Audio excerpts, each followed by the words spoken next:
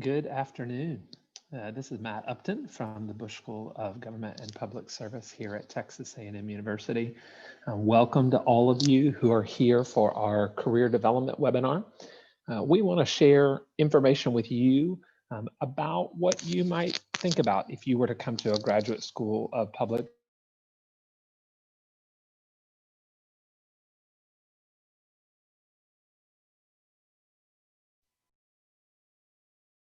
Good afternoon, everyone. My name is Matt Upton. I'm the Assistant Dean for Career and Student Services here at the Bush School at Texas A&M University. Great to see all of you on here today. I just want to share some information about the type of career opportunities that come about for our graduates of our Master of International Affairs and Master of Public Service and Administration degree programs. We'll be sharing that information. I'll walk you through the types of services that we offer, the types of jobs and positions that our graduates go into. We'll talk a little bit about networking, and then we'll talk somewhat about other professional opportunities that are part of the degree program. Just a reminder that any questions that you have, we'll have an opportunity at the end to answer any of your questions. So feel free to hold on to them till then, or put them in the chat function, and Catherine and some others from our team will be watching for that and make sure that I answer all of those. I've been here at the Bush School for the past 17 years. I started here as the Director of Career Services and have had the opportunity to stick around and continue working with this student services team. So for those of you that have been on any of our previous webinars, you probably already interfaced somewhat with Catherine Meyer, our Director of Recruiting and Admissions, or Ashley Treadway or Justin Bailey, who both work in our recruiting and admissions team. And we'll talk about all of the career and student services that we offer here today. But like I said, with a specific focus about career opportunities. So make sure I can get to the next slide. It's not wanting to advance for me. There we go. I already told you a little bit about me. So as we said, we're going to talk about the career path today. We'll talk about specifically about Bush School resources, but also want to encourage you to utilize the career resources that are available at your undergraduate institution, even if you've already graduated from there. Many of them still offer resources available to you for alumni. We'll talk about internships and that requirement, language immersions, employment, professionalism, some marketable skills. Let's face it, people don't go back to graduate school and spend money to go to graduate school just to walk away with another piece of paper. You want to walk away with some things that you can market to the workforce and get into the type of work that you want to. And then for those of you that know anything about A&M or about the Bush School, you know that networking is a huge part of what we are about. The Aggie Network is probably something you've heard about. And for those of you that aren't familiar with that, we'll discuss that a little bit more today. So public service jobs, what are these jobs? Well, you might hear them called public service jobs, public sector jobs. Sometimes you'll hear them referred to as the civil service. That's really referring to federal government jobs that are not political appointments. You're going to hear a lot about political appointments in the coming weeks with the change in administration that seems to be about to take place in DC. And so we're really talking about those jobs that are not politically appointed jobs. There is a process for that. And if you have questions about that, I'm happy to talk to you about that outside of this webinar. But today we're going to talk about the career fields that our graduates usually go into. So graduate students in public and international affairs really are developing marketable skills for analytical jobs or analyst jobs. You may be working on budgets. We always tell students nobody wants to sit around and work on budgets. It's not at the top of most people's career list, but we also find that our graduates who do work in the budget field actually find their careers advancing faster than others, simply because they understand how the finances work for the different entities. So I've got a former student who spent the first couple of years as a budget analyst for the city of San Antonio, was an assistant city manager within 4 years of graduating, and was a city manager within 8, which is really unheard of in that local government space. Same thing with some of our federal government employees who work for the Office of Management and Budget. They've really seen their careers take off because of that. But that's just one example. You could see some of the other analyst type positions: Intel, information technology, compliance, performance, and security. You might find yourself working coordinating communications for a nonprofit organization or for federal, state, or local agencies. Homeland security, emergency management, public affairs, government affairs. We find some of our graduates that end up in consulting work. They might be working for a consulting firm like Accenture or Deloitte or Grant Thornton and some others. They may be doing that work in the government space, but they may also be doing it in the private sector space. It's really translatable or transferable to either sector. And so those are some of the types of things that we see. We do have a couple of graduates who've been working the last few years with PricewaterhouseCoopers in their anti-money laundering. We probably ought to add the word anti-money laundering there. Not, our students aren't going into money laundering jobs when they graduate. And then also working to develop policy. You know, when you look at public policy, you have to research what policy needs to be in place. You have to develop that policy, implement it, and then you have to assess whether or not it was effective. And we've got graduates doing that type of work as well. Investigator work, for whether that's for criminal cases or social equity. We have graduates working as special agents for the FBI. We've also got them working as diplomatic security agents for State Department, not necessarily an investigator role, but a security type role. We've also got them working as foreign service officers and working in the intelligence community. You may find yourself working as a manager, whether that's in the local government area or in a legislative office at the state level or the federal level for nonprofit organizations. We even have some graduates who want to go in and do further research. That doesn't mean that they necessarily always want to go get a PhD. They may do that down the road. We don't have a ton of our graduates who go directly to a doctoral program, but we do have that occasionally. But we do have a number who are working for think tanks and other research organizations, and they're doing research work and analytical work. So that's just a sampling of the types of opportunities that our graduates find themselves in. So what types of agencies might you find yourself in? Well, our top agencies, if you look at the International Affairs program, anywhere from 50 to 75% of graduates of International Affairs from the Bush School go into work at the federal government level. They may be doing that for a federal agency. They may also be doing that for a government contractor. So you might be thinking about doing work for someone like a Booz Allen Hamilton, which you see listed on this list, or Accenture. Accenture has a federal services consulting firm. And you may also find yourself working for Rand Corporation, which I think is technically a private company, but they're doing work in the government space. You could also work at the state and local government level. We could include multiple Texas state agencies that we don't list on here. And that's just because we're in Texas, and we do have a number of graduates who come here and either are from Texas and want to stay in Texas, or get to Texas and then decide they don't want to leave Texas for a variety of reasons: cost of living, climate. They don't want to go back to a cold climate. They want to live here.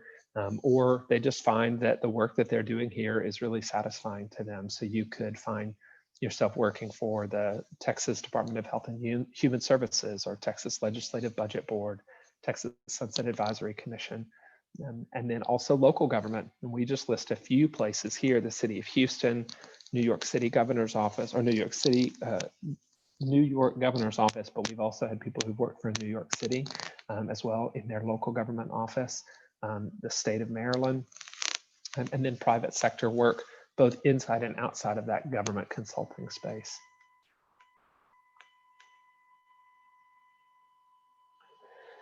So we really encourage you, as you think about what you're planning on doing, to utilize the resources that are available to you.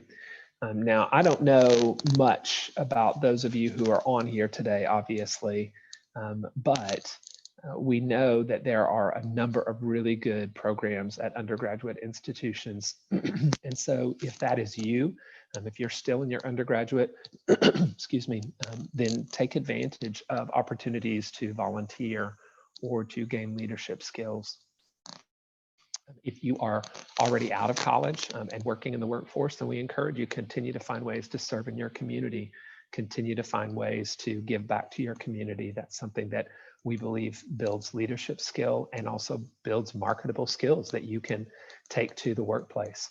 Here at the Bush School, we have a public service leadership program. Holly Kasperbauer is our assistant director for that program. And she does things like lead you through the Myers-Briggs Type Indicator assessment or the StrengthsFinder assessment. And then she helps you as you identify more about yourself and knowing who you are from a leadership standpoint, from a strengths standpoint, from a personality standpoint. She then uses that information as you work with teams. And we're going to talk about capstone projects here later on and the role that they play in your career development at the Bush School.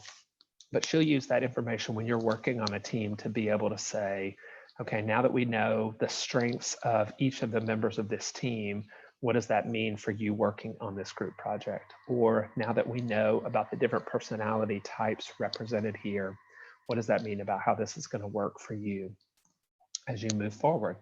And so that public service leadership program is really helpful for you to just take some time to be mindful and think through who you are as a leader and as an individual, and what is the impact of who you are on your job search or on your internship search. We also have a writing program. This has been formalized in a 0 hour credit writing class that Cindy Razor, the director of that program, leads. And really, she's just helping you think, how do you effectively communicate in writing? And so that walks you through writing formal reports, writing memos, communicating in presentations. How do you do that effectively? How do you identify your audience? And how do you identify the way to most succinctly and directly convey your information to other people? And it's actually one of the things that our graduates find very helpful as they walk away, because they're learning how to utilize writing effectively in the workplace. And that's something, if you look across employer surveys at the university level, when they ask what the top skills are, writing is always one of the top skills that they're looking for. And so we want to do our part to help you as a graduate student at the Bush School continue to enhance your ability to communicate effectively in written form. We have a number of research institutes, centers, and programs. And those are all opportunities for you as a student to participate in research or participate in the programming that they do. Sorry, that's my dog. Hold on one second here.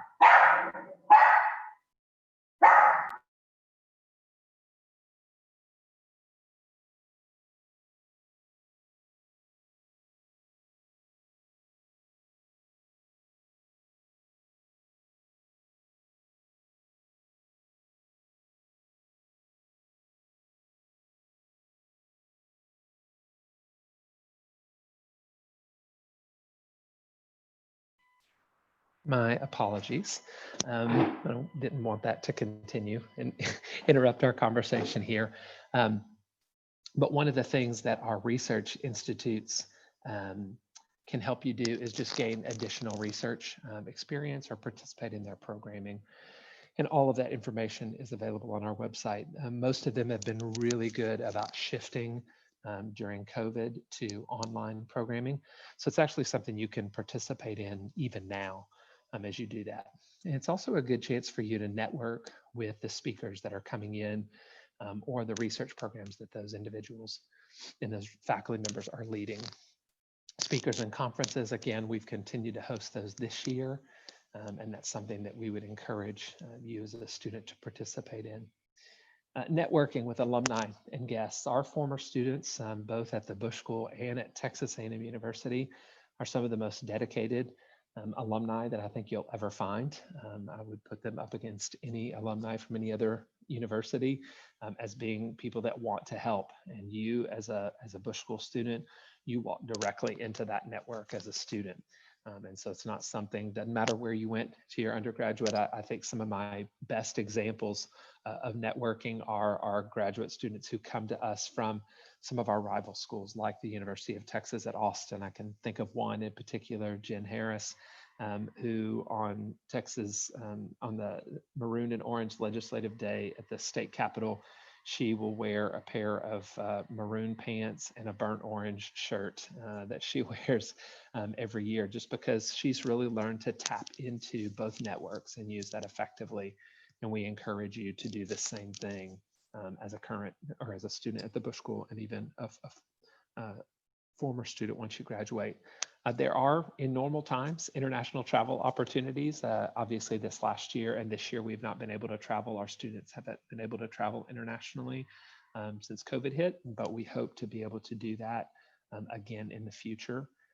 For those of you that are looking at the International Affairs program, we do have language resources available to you. We encourage you to consider doing a language immersion if you need to brush up on your language skills. But we do have in-person language groups that meet here. And then we also have online access to Rosetta Stone online resources to help you continue to do that. We have student activities both inside the Bush School. We have our own Student Government Association. We have a public service organization, an ambassadors council. And then there are over 800 student organizations that you can get involved with at Texas A&M University. Plus you've got the Bryan College Station community, so you can also find your way to being involved in the community.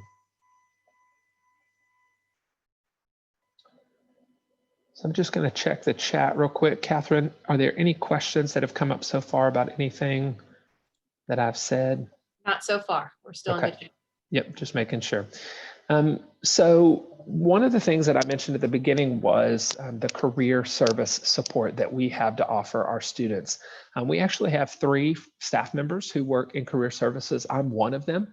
And then I've been fortunate over the last several years to hire a couple of additional people. Marilyn Santiesteban is our Assistant Director for Career Programming.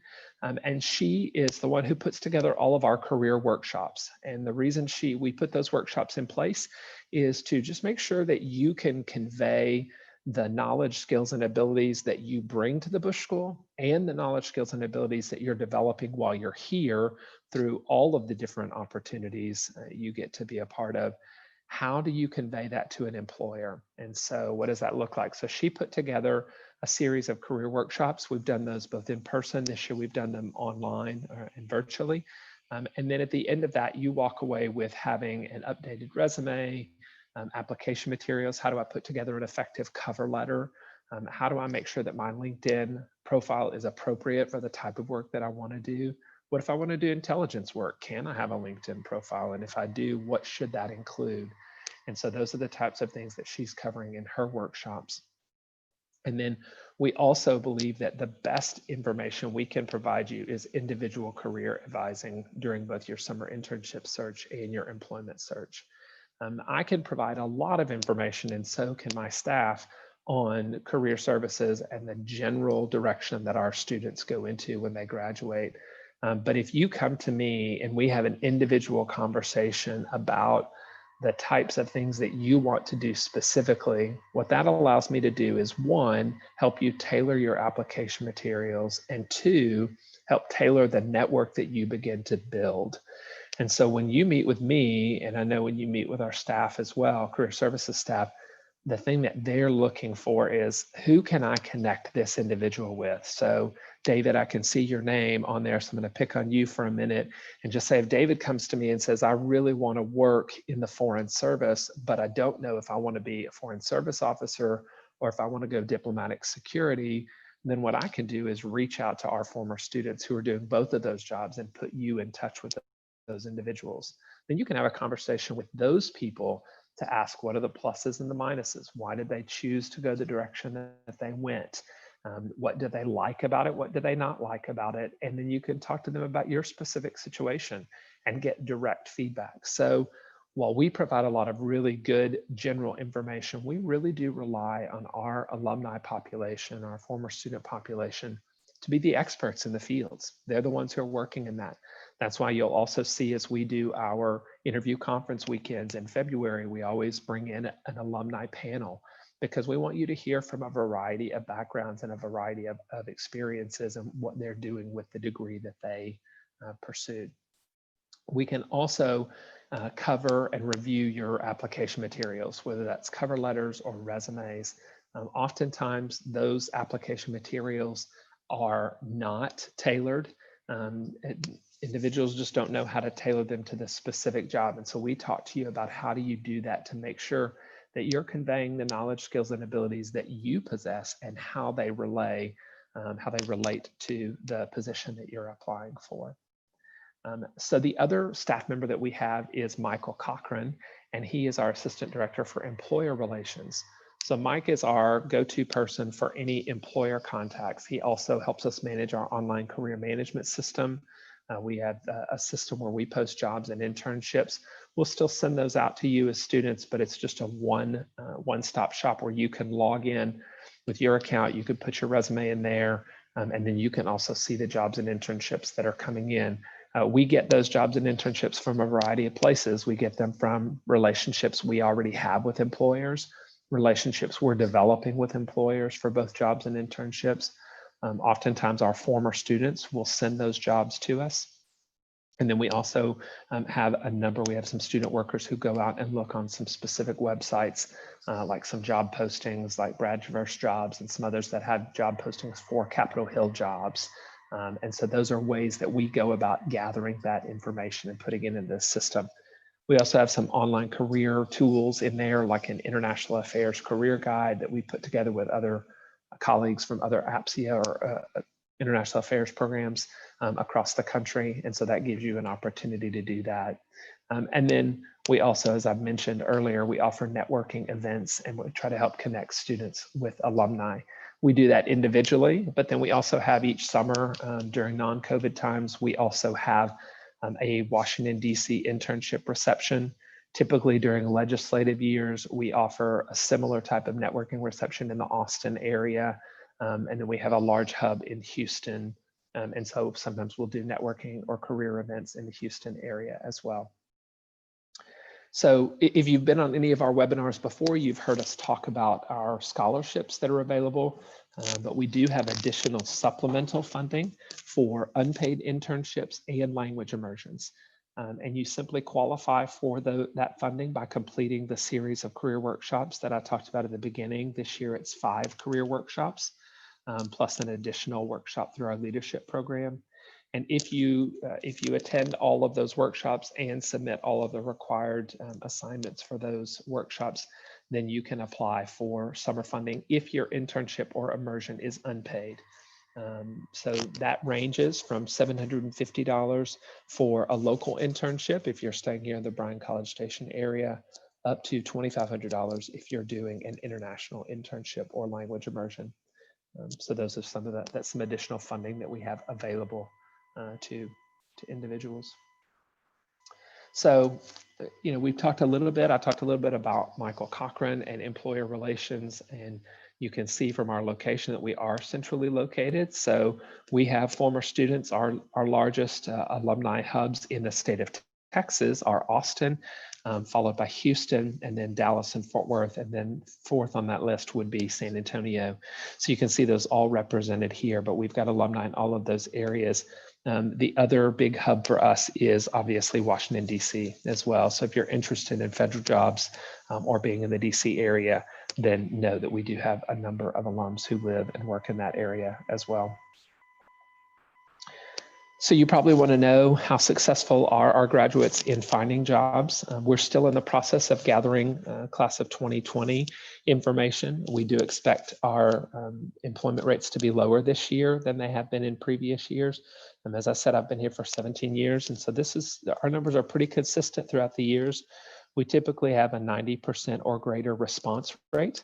And within 6 months of graduating from the program, typically of those that respond, 81 to 96% are employed in related career fields that they want to go into. So If someone is doing a part-time job, say working in retail or working in food service, we don't include that as part of our employment numbers here. We're really just reporting those numbers that are directly related to the type of thing that our individual students are wanting to go into. So you can see for 2019, as I mentioned earlier, state and local government is a big draw for our graduate students from public administration, followed by nonprofit organizations, and finally followed by the federal government. And I go ahead and add that government contractor number in with federal government, because historically for us, the government contractors have always been federal contractors. You can see international affairs, obviously, as you would expect, a much lower number in state and local organizations, although we have seen that number start to kind of inch up a little bit, just because state governments are doing more and more, especially in a large state like Texas, or in a state that has a port or has access to international places pretty easily.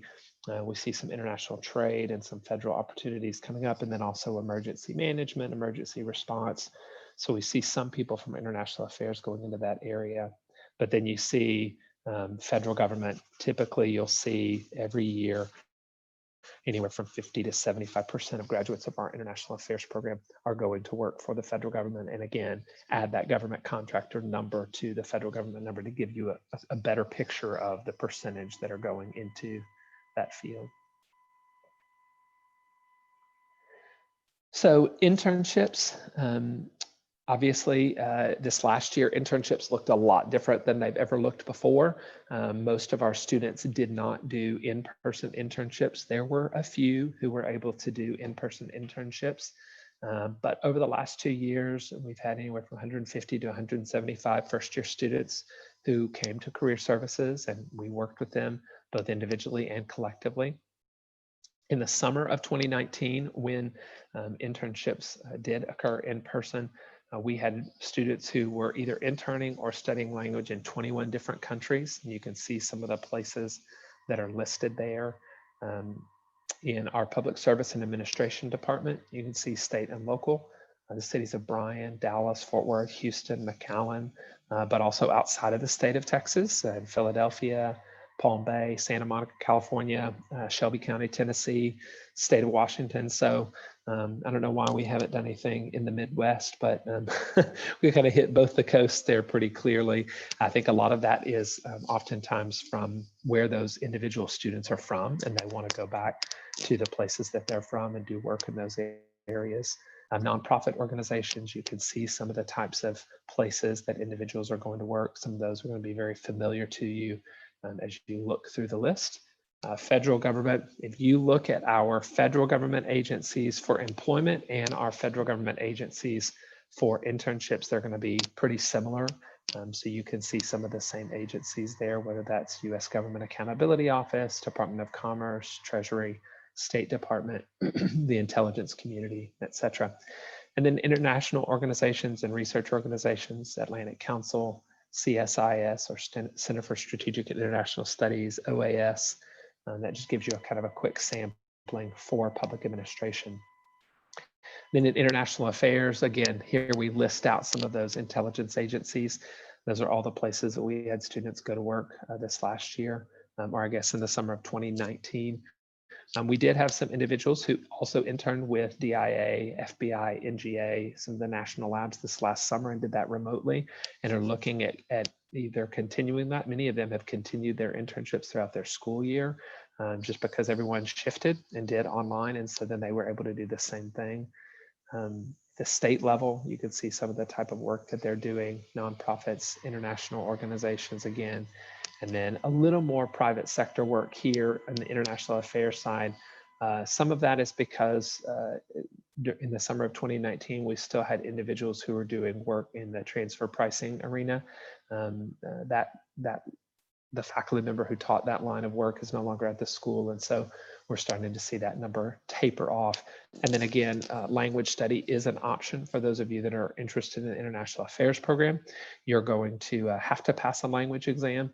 And so we encourage you to come in, and if you don't have the ability to pass that language exam, to do a language immersion. Our top languages in the summer of 2019 were Arabic, Spanish, Mandarin Chinese, Russian, German, and French. And those are pretty consistent over the years for what our graduate students are studying and what they're trying to do. So I mentioned earlier the Capstone. So the Capstone project is a team-based consulting project. And this is actually one of the, I was looking through the pictures when I was preparing for this. This group of individuals have all gone on to be very successful in their careers. A number of them, looking at a few that are working in Austin and Houston and the Washington, D.C. area, and even internationally as I looked at the picture. But the Capstone project is really a chance for you as a student to take all that you've been learning over your 2 years here and apply it to a real world client. So this is also where your leadership, it's really a culmination of all the things that you've been doing, what you've learned about yourself from a mindfulness standpoint and from the leadership program of walking into and knowing, here are the skills that I bring to the table, here are the strengths, here's the personality. How do we work together to solve whatever problem this institution, this agency has asked us to do? So we've had some really interesting ones over the years: Congressional Research Service, the Intelligence Community, Government Accountability Office. Those are places in the federal government, state government. You can see some of the state agencies there with a pretty strong focus on the state of Texas, just because that's where our faculty tend to have connections. We also have, during the legislative years, a legislative capstone. So even this year during COVID, we have a group of students that spent this fall doing their legislative capstone here, and then they'll relocate to Austin and they'll work in the Texas legislature for a state senator or a state representative in the spring. And then that'll be part of their capstone project there. But they're also putting together a formal report. So this takes the place of their master's thesis. Or what most people think of as a master's thesis. But it's actually something that's written not just for an academic exercise, but it's written to benefit the organization that you're working for. So you can see some of the local agencies, nonprofit organizations, and the private sector entities. Hey, Matt, just for a minute, there's a question on the side that asks if we organize our own career fairs on campus. I just wanted you to touch on that. Yeah, great question. I have done career fairs at the Bush School before, but did not see a lot of great success and response from our students. So for those of you that have ever been involved, if you've been involved as a student leader putting together a career fair, you know how much work and money it takes to do that. So we have not done that over the last several years. It's something we evaluate as a staff every year to determine whether or not that makes the most sense. Let me give you a little bit of perspective on career services in the public sector, though, that might be a little bit different. So if you're coming from, say, a college, even here at A&M, our College of Liberal Arts, Ag and Life Sciences, Engineering, and Business all have their own career fairs every year. And those organizations are typically recruiting. They're bringing in employers who are recruiting year round. In the public sector, there's a lot more what we call just-in-time hiring. So if you think about it, a nonprofit organization doesn't necessarily know 6 months to a year in advance that they're going to have an opening that they need to fill. Instead, they apply for a grant and get a grant, and that grant funding includes adding a staff member. Well, as soon as they find out that they received the grant, then they're going to want to fill that. Well, if that happens today, they're going to want to get that filled by the beginning of January so that they can get their project up and running and utilize it effectively.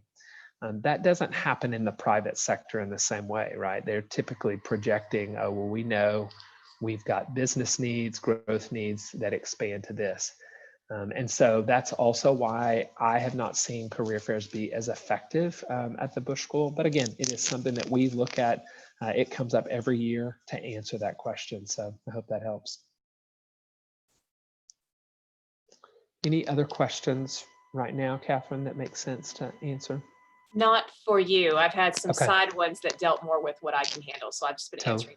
Yeah, totally fine. I just want to make sure that we're addressing that. So Texas A&M networking, for those of you that are not familiar, and again, I don't know how many of you on here are know much about A&M, but the Aggie Network is strong. It's 500,000 strong, and they do have career resources and clubs across the US and across the world. The Aggie Network, once you get engaged with it, again, it doesn't matter where you did your undergraduate. If you tell people that you're a student at the Bush School at Texas A&M University, and especially if you go about and actually buy the Aggie ring, which is pictured down there at the bottom of your screen. If you engage in that, and we encourage you to do that, and a number of our graduate students do get an Aggie ring, that network follows you everywhere you go. And so I tell people to think about networking at the Bush School in a couple of different ways. I actually think of it like you would the target sign or concentric circles, right? You've got your Bush School network there in the middle, and those are the people that we can help you directly connect with. Catherine and I have been here at the Bush School for quite a while. There are some faculty members who've been here for a while, and our former students are actively engaged with what we do. And so we're going to try to put you in touch with those individuals. The same thing goes for that greater Aggie network. If we can't find somebody within the Bush School network that can help you, then we'll look, and we have tools and resources available to us that we can put you in touch with within the larger A&M network. So, Catherine? So there is a question from Durant who says, are the majority of your students using the Aggie network to find jobs within state and local government? Or what kind of networks are they tapping into? Yeah, that's a great question. I would say, although we don't survey them and ask them those things, I think it's a combination. I think they are looking at our online career management system because we've been around for a while. So we have a number of employers that we just have relationships with, state and local agencies. We also have former students, Bush School former students, who are working in those places. And so when they hear of opportunities, they're making sure that we're aware of them so that we can advertise them. Again, because we are smaller, although we've grown a lot over the last 20 years, we can connect you with our former students one-on-one. And so that's how some of our students find out about opportunities. And then again, the larger Aggie network, I would say, is something that we go to if we don't have a connection. So if you came to me and said, I really want to work in the oil and gas field in maybe government relations, but we don't have somebody from the Bush School who works specifically in that field. I know we have A&M former students who are working in the oil and gas field. And so then I'm going to look broader to see who we might reach out to and who we might connect you with. And so those are some of the things that we would do. We do have Bush School former students who are in the oil and gas field. So we would start with them, but we may need to go outside of that larger network. And then I also encourage you to continue utilizing the network from your university, from your undergraduate institution. If you're a student at Baylor, then utilize the Baylor network. Or if you're a student at University of Texas at Austin, just like I mentioned Jen Harris earlier, she has been really masterful in navigating both the Aggie network and the Longhorn network. And she's been really smart about that. We would encourage you to do those same types of things. And then the same thing for your professional association. Let's say you're coming from a career field and you want to, let's say you're a professional engineer and you want to continue working in that field, but move into the government space, we'll then tap into the network, the professional engineering network, as well as the network that we can help you provide through the Bush School and through Texas A&M University. And Matt, I want to also comment, you guys have professional groups that were started that does specifically 4 types of careers. So for instance, I know for a while they were doing maybe the fundraising with the philanthropy with nonprofits, city managers. Yeah, so that's the other great thing about having, I mentioned earlier, the research institutes and centers and programs. So we have a Center for Nonprofits and Philanthropy, and we have a student chapter of the Association of Fundraising Professionals, AFP. And they partner with both the center and with the Career Services Office to provide career workshops, additional career information. For those that are interested in international development, we have a membership with DevEx, the Development Executive Group. And we offer to all of our students a student career membership with DevEx. And that's another way for you to tap into the resources that are available So yes, we do those types of things. International and Texas City Management Association, ICMA and TCMA. Those are organizations that our students are involved in. And we've had a number of students, the current chair of our ICMA chapter here at the Bush School received the Ridley Scholarship, which is a top scholarship offered to students pursuing graduate studies and careers in local government. And so we've had a number of students that have gone through our program and done that in the past. Good question. So I just want to encourage that if there are some follow-up questions and you want to unmute and just ask it, Matt and I are here to cover either the career or just general questions that we can help with.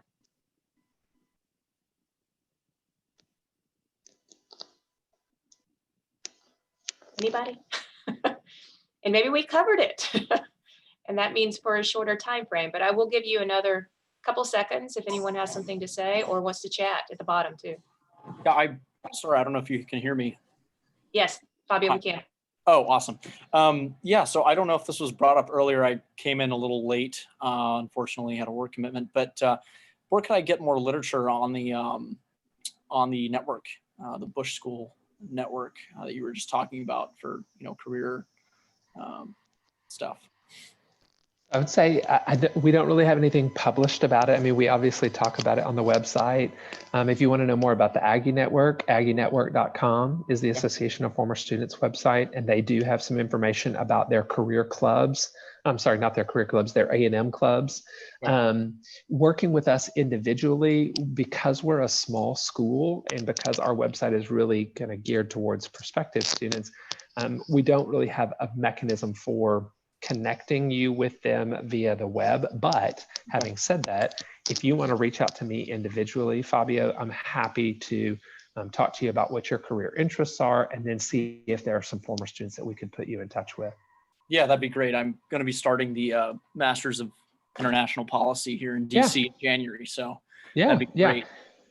And we're also working to connect Jackie Lindy up there and her team in the DC office to the larger Bush School network. And so we're still working on those types of things, but yeah, reach out to me and let me know. My contact information is here on the screen. I'm happy to do anything I can to help. We'll get you taken care of. Fantastic. Thank you so much. Yeah, you're welcome. David, I have a question as well. Yeah. My name's Troy. So for the, you had mentioned that there will be a panel at the interview weekend. Is that correct? Yep. Would you say it's safe to assume that there will be a good mix? Because I'm definitely more interested in the private sector, like private consulting. Would that be fair to assume? Like you'll meet and be able to conversate with people from private, or would it mainly be like local government?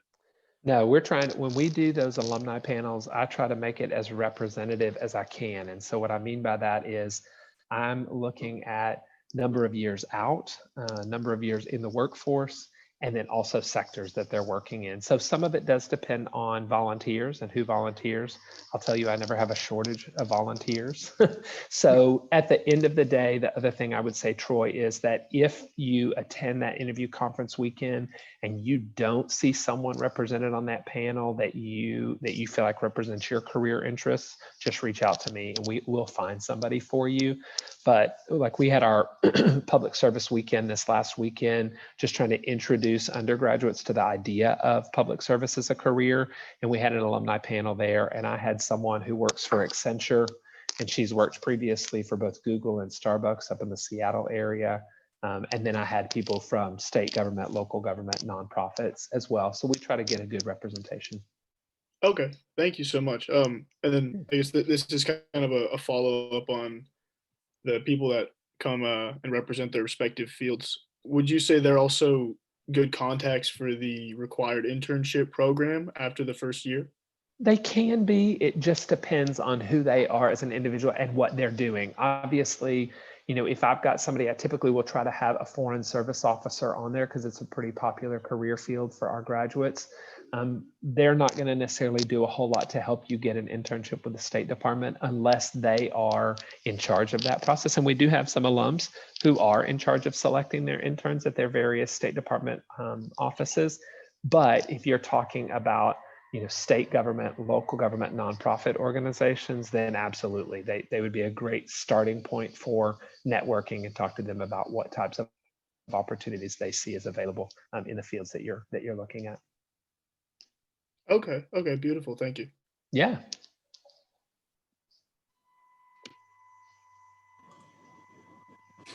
Hi, Matt. David here. Yeah. I was just curious, what stage do grad students generally start applying for jobs? Oh, great question. So for those of you that are interested in intelligence jobs or jobs that require a TSSCI clearance, top secret security clearance, you're going to typically start that internship application process as soon as you get here. Actually, a little bit before you get here, we'll send out information earlier in the summer, right before fall classes start up.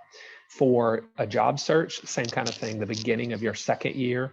If you're coming into the international policy, that 1-year international policy program, then you're going to want to apply for those opportunities right away because you may go through that interviewing process in the fall of your first year for an internship or fall of your second year for a full-time position. And then it's going to take a while for a clearance to come through. And so you want to start that process early. Now, apart from that, then typically we encourage you begin networking in the first semester that you're here, or again, if we're talking about a job search in the fall of your second year, you want to make sure that you've got your network in place, that you've got connections and you've talked to the people that we can connect you with. And we always tell you at the end of those networking conversations, always ask, who else should I be talking to? So spend the fall doing that, building your network. And then in the spring is when you really start applying for opportunities, whether those are jobs or internships. Now, I will tell you, I tell students all the time, if you're looking at jobs in the fall, just to begin getting an idea of where they're posted, what types of organizations you want to target, and you see something that you think, man, that's my dream job, I'm going to tell you to apply for it. You may not be able to go to work for them as soon as they want, and they'll have to figure that out. And we've had students who've had to make those kinds of decisions. But I've also seen organizations who've said, hey, we'll hold on. We'll wait for you until you can get here in May, when you graduate May or June. So, but typically our application for non-clearance opportunities is a lot heavier in the February, March, April timeframe. And we'll have students who are interviewing the week of graduation, the week after graduation for those full-time opportunities. And all of that to say that's non-COVID times. We're still learning what COVID job applications look like right now and what that timeline will look like. So far, employers don't really know what it looks like either. So they're just continuing on with what they've done. They're posting their jobs in their normal timeframes. Okay, thank you, sir. Yeah, absolutely. I had a question to follow up on that. I don't know if anyone else was before me. I don't think so. I think we're good. Cool. So I am, as I mentioned earlier, I've just been accepted to the MIP here in DC. And, obviously I'm a working professional, but I am looking to move more into the security realm. I'm currently working for a law firm. It's interesting. It's great, but it's not really my dream. That's partly why, actually, most of the reason why I pursued this program. And is that sort of opportunity that you just discussed with David there something that could be, applicable to somebody who is at the MIP in DC, has a job, but wants to move more into that realm? Could you speak to that, or is that sort of assumed to not be applicable to that, given that it's a working professional program? No, not at all. I mean, our intent with the DC program is to provide you with the same resources and access to resources for your job search, because we expect that people who are coming back from a master's degree are going to be looking at, how can I either use this to transition to a different career field, or how can I use this to advance my career? It looks a little bit different, and to be honest, we are still figuring out how we are going to share information. What I can tell you is that when you're there in the DC office, we can at least connect you to our contacts within the intelligence community, if that's the specific field that you want to go into, or if you said emergency management or any of those types of things, we would put you in touch with those employers. And so in that situation, you would just work directly through Jackie Lindy there in the DC office. And then she can reach out to us to find out who our contacts are. The other great thing about it is that Jackie has been there in the DC area for a while, so she has her network as well in that field. But we're going to want to make sure that we're connecting her and the DC students to our direct contacts within these agencies that you might be interested in, just so there's some, some knowledge, and it's not a cold call. It's a little bit of a warmer call for you as you reach out. But no, there's full expectation that our MIP students in both programs, both here in College Station and in DC, will be looking at career services as something that you want to participate in. So we're happy to help you in that. That's fantastic. Thank you for that very detailed and concise answer. That's Yeah. awesome. Thank you. Absolutely. Any other questions that I can answer today? Well, I suppose this is kind of following on the whole program here. When is, I just received the letter, but I wasn't sure when the projected start date was here in DC, and how I might, sign up for classes. Yeah, How does it work financially? When do I pay for these classes? right. They should send you, once you accept your admission, they will send you information about registering for classes and all of those types of things. So you should hear back from Jackie Lindy as soon as you accept your admission to the DC teaching site. Okay, that's great. Thank you. Yeah.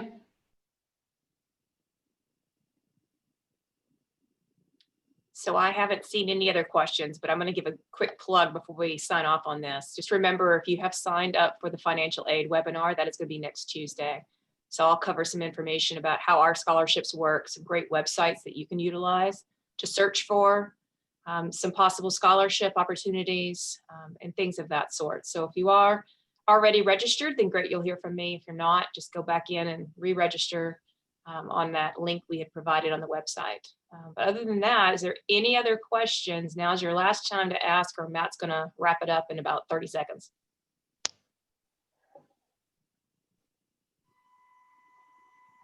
Okay, I'm going to take that as a no. If any of you have questions, obviously, if you have questions about admissions, please reach out to Catherine Meyer or Ashley Treadway at bushschool.admissions@tamu.edu. And then if you have questions about career services, don't hesitate to reach out to me. Just let me know that you were on this webinar today so that I know what kind of information you've already received. Thanks for joining us, and I wish you all the best as you make decisions. Thank you very much, Matt. You're welcome. Thank you so much. Thank you so much for your time.